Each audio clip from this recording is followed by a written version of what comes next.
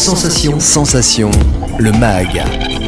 Bonjour à tous, bienvenue sur Sensation en association avec TV 78 à l'université de Versailles 50 ans en Yvelines. 3 étudiantes ont mis en place un projet visant à faire bénéficier un bilan santé complet aux personnes éloignées du système de santé. Donc ça s'appelle Santé Solidaire, et pour mener à bien le projet, la ville des Clés-sous-Bois s'est associée au projet. Pour en parler avec nous, je suis aujourd'hui avec Leslie Coissy, vous êtes chef du projet, et Françoise Beaulieu, adjointe au maire des Clés-sous-Bois en charge de la santé, de la prévention et du développement durable. Bonjour. Bonjour. Alors Leslie Coissy, on va d'abord en dire un petit peu plus sur la genèse du projet et ses ambitions. Vous êtes donc étudiante à l'université de Versailles 50 ans en Yvelines, et avec Laurane Filet et Samia Afala, vous avez donc mis en place un projet tourné vers les personnes éloignées du système de santé. Dans quelles circonstances avez-vous pensé à ce projet ?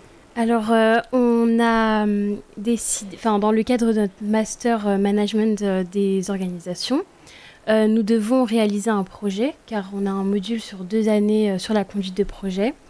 Et il fallait choisir un sujet RSE, donc responsabilité sociétale des entreprises.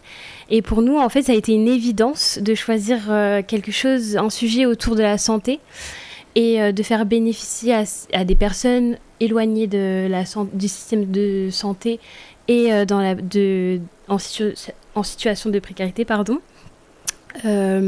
Pourquoi justement vous concentrez sur les personnes éloignées du système de santé ? Parce que on a remarqué qu'avec la crise sanitaire de 2020 et l'inflation, de plus en plus de précarité s'est installée dans notre pays, et en plus ça creuse des inégalités sociales. Aussi, on s'est dit que peut-être que des personnes avaient vécu des mauvaises expériences dans le médical. Et le but étant de les faire renouer avec la santé, et de porter une importance sur faire des examens réguliers. La santé qui reste de toute façon primordiale chez les Français et dans le monde entier. Concrètement, que contient ce projet ? Alors, tout d'abord, on a contacté un maximum de personnes, de partenaires de la santé. Donc, tout d'abord, on s'est concentré sur la Croix-Rouge, sur les CCAS, donc les centres... c'est des centres communaux d'action sociale, des Clés-sous-Bois, de Morpa et d'autres communes, mais aussi de l'Institut de promotion de la santé et le centre d'examen IPC. Alors Françoise Beaulieu, les 3 étudiantes se sont donc notamment tournées vers la commune des Clés-sous-Bois pour mener ce projet à terme. Comment avez-vous pris connaissance de ce projet ? Eh bien, comme vient de le dire Leslie, j'ai été contactée par la responsable Élodie Prevot du CCAS, donc le Centre communal d'action sociale des Clés-sous-Bois. Elle m'a contactée, et comme c'est dans le cadre de ma délégation, puisque je suis à la santé, à la prévention et aussi au développement durable, parce qu'il ne faut pas oublier que le développement durable a 3 piliers. On voit beaucoup l'écologie, mais il y a le pilier social qui est économique et environnemental aussi, mais social c'est important. Donc tout naturellement, elle m'a contactée.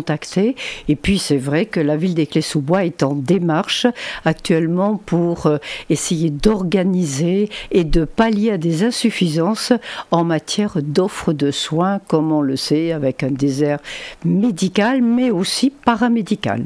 C'était justement cette volonté de ramener certains habitants des Clés-sous-Bois à ces soins. Ramener, c'est un deuxième temps. Le premier temps, c'est déjà l'offre de soins, l'accès de proximité qu'il fallait développer. Et puis, bien sûr, ça ne s'appelle pas un centre médical, ça s'appelle une maison de santé pluriprofessionnelle. C'est pas au hasard qu'on a choisi cette appellation.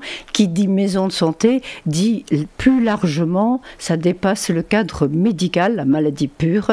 Et là, nous aurons, mais j'en parlerai peut-être, je développerai plus tard quand Leslie nous aura fait part de tout son projet. Alors il y en a justement plusieurs, en tout cas à 50 ans en Yvelines, des maisons médicales pluriprofessionnelles qui sont de toute façon très positives. C'est pas des maisons médicales, si je peux me permettre. Allez-y, dites-le. C'est des maison de santé. Nous, c'est une maison de santé. Ah, mais je défends beaucoup parce que La santé, ce n'est pas que la maladie. La santé, ça déborde beaucoup de choses. Mais alors justement, pourquoi, en disant oui à ce projet, est-ce que c'est aussi assumer d'une part que des habitants de la commune sont éloignés du système de santé, mais aussi indiquer que la commune est sensible à ce sujet? Alors, sensible, oui, parce qu'avant de se lancer dans le projet de la mise en situation, MSP, si vous permettez comme ça que de prendre le sigle, quand on n'est pas parti au hasard, on a fait d'abord un bilan, un diagnostic pour voir quel en était, un état des lieux, si vous voulez, et on s'était rendu compte qu'il y avait effectivement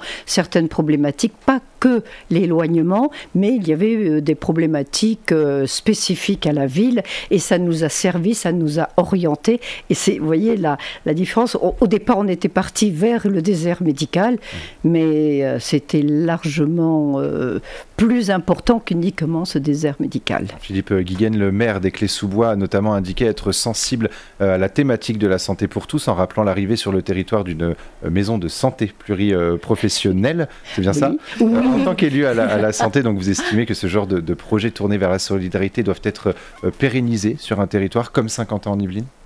Sur les clés, je m'engagerai sur les clés, bien sûr, parce qu'après, il y a un problème important de financement. Sur les clés, oui, c'est sûr.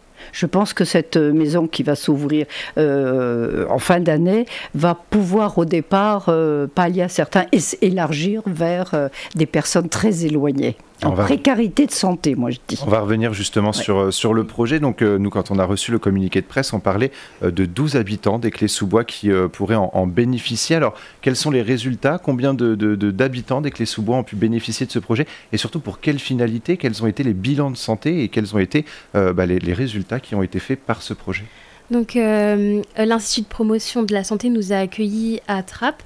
Donc, on avait 20 créneaux pour bénéficier d'un bilan de santé 100% pris en charge par l'assurance maladie, donc pas de frais à avancer. Et on a pu obtenir 12 rendez-vous entre la mairie d'Éclès-sous-Bois et la mairie de Maurepas. Donc on a eu 8 personnes, 8 habitants de la mairie d'Éclès-sous-Bois. Et les résultats ont été que nous avons eu un cas de diabète avancé, un autre cas d'hypertension et le troisième, un trouble cardiovasculaire. Donc 2 personnes ont été emmenées en urgence à l'hôpital à la suite du deuxième rendez-vous. Parce que les rendez-vous se font, première étape, un premier rendez-vous avec un entretien avec un travailleur social pour comprendre les situations de chacun. Ensuite, des analyses de sang et d'urine. Et un entretien avec un médecin, et par la suite une prévention bucco-dentaire. Donc ça c'est le premier examen, et ensuite les analyses vont être envoyées dans un centre d'examen. Et le deuxième rendez-vous consiste à faire la mesuration et le poids, un examen de tension artérielle, et ensuite un rendez-vous avec les médecins sur l'analyse des résultats. Alors, je vais vous poser la question d'abord à vous et finalement après à vous, Françoise Beaulieu. Quand on voit que grâce à ce projet Santé Solidaire, il y a des pathologies graves qui ont été révélées, est-ce qu'il y a une nécessité à aller quand même un peu plus loin ou même beaucoup plus loin dans ce côté, à ramener les gens qui sont éloignés à l'accès aux soins? Oui, c'est important parce que ces personnes-là, elles sont peut-être dans le déni de ne pas savoir en fait s'ils ont des grandes maladies, comme par exemple la personne qui a un trouble cardiovasculaire. Au final, elle s'en rendait même pas compte. Donc c'est vrai que là on a pu dépister ça rapidement. Ça se trouve que dans quelques années ça allait être plus compliqué pour cette personne. Ce projet, il a été justement positif pour ces 8 habitants d'Éclès-sous-Bois. C'est ce qui démontre qu'ils sont éloignés, mais c'est pas toujours pour une raison financière. Il y en a dans le groupe qu'elles ont choisi, des personnes qui sont prises en charge par la sécurité sociale. Donc c'est pas qu'un problème financier, c'est un problème soit d'isolement, soit de repli sur soi, soit d'abandon. Vous avez parlé, Leslie, de déni, vous avez tout à fait raison, mais elles ne sont pas que dans le déni, elles sont aussi dans l'abandon de leur propre estime d'elles-mêmes. La santé, pour elles, c'est comme une fatalité. fatalité, on laisse aller et tout. Et on le voit par exemple pour des soins dentaires où elles auraient pu bénéficier, parce que tous les soins dentaires ne sont pas des soins esthétiques.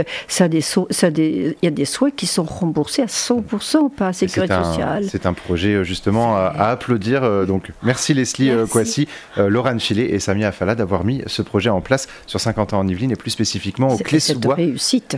Merci beaucoup à toutes les deux d'avoir été avec nous sur Sensation. Et pour revoir ou réécouter cette émission, rendez-vous sur notre site, notre chaîne et notre application Radio Sensation.